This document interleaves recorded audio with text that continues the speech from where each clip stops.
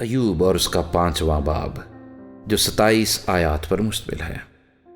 ذرا پکار، کیا کوئی ہے جو تجھے جواب دے گا؟ اور مقدسوں میں سے تو کس کی طرف پھرے گا؟ کیونکہ کڑھنا بیوقوف کو مار ڈالتا ہے اور جلن احمق کی جان لے لیتی ہے۔ میں نے بیوقوف کو جڑ پکڑتے دیکھا ہے، پر ناگہان اس کے مسکن پر لعنت کی۔ اس کے بال بچے سلامتی سے دور ہیں، وہ پھاٹک ہی پر کچلے جاتے ہیں اور کوئی نہیں جو انہیں چھڑائے۔ بھوکا اس کی فصل کو کھاتا ہے، بلکہ اسے کانٹوں میں سے بھی نکال لیتا ہے، اور پیاسا اس کے مال کو نگل جاتا ہے، کیونکہ مصیبت مٹی میں سے نہیں اگتی، نہ دکھ زمین میں سے نکلتا ہے۔ پر جیسے چنگاریاں اوپر ہی کو اڑتی ہیں، ویسے ہی انسان دکھ کے لیے پیدا ہوا ہے۔ لیکن میں تو خدا ہی کا طالب رہوں گا اور اپنا معاملہ خدا ہی پر چھوڑوں گا، جو ایسے بڑے بڑے کام جو دریافت نہیں ہو سکتے اور بے شمار عجیب کام کرتا ہے۔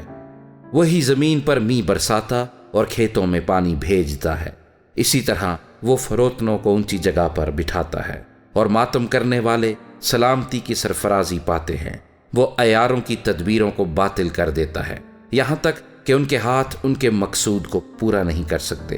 وہ ہوشیاروں کو انہی کی چالاکیوں میں پھنساتا ہے، اور ٹیڑھے لوگوں کی مشورت جلد جاتی رہتی ہے۔ انہیں دن دہاڑے اندھیرے سے پالا پڑتا ہے، اور وہ دوپہر کے وقت ایسے ٹٹولتے پھرتے ہیں جیسے رات کو۔ لیکن مفلس کو ان کے منہ کی تلوار اور زبردست کے ہاتھ سے وہ بچا لیتا ہے۔ سو مسکین کو امید رہتی ہے، اور بدکاری اپنا منہ بند کر لیتی ہے۔ دیکھ وہ آدمی جسے خدا تنبیہ کرتا ہے، خوش قسمت ہے۔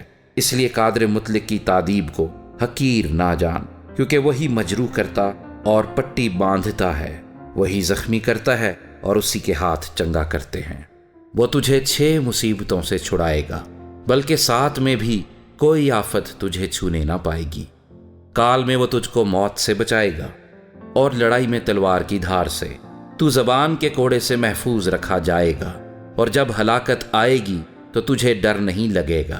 تو ہلاکت اور خشک سالی پر ہنسے گا، اور زمین کے درندوں سے تجھے کچھ خوف نہ ہوگا۔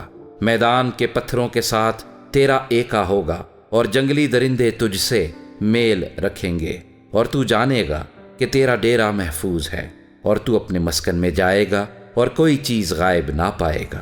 تجھے یہ بھی معلوم ہوگا کہ تیری نسل بڑی اور تیری اولاد زمین کی گھاس کی مانند برومند ہوگی۔ تو پوری عمر میں اپنی قبر میں جائے گا، جیسے اناج کے پولے اپنے وقت پر جمع کیے جاتے ہیں۔ دیکھ، ہم نے اس کی تحقیق کی، اور یہ بات یوں ہی ہے۔ اسے سن لے اور اپنے فائدے کے لیے اسے یاد رکھ۔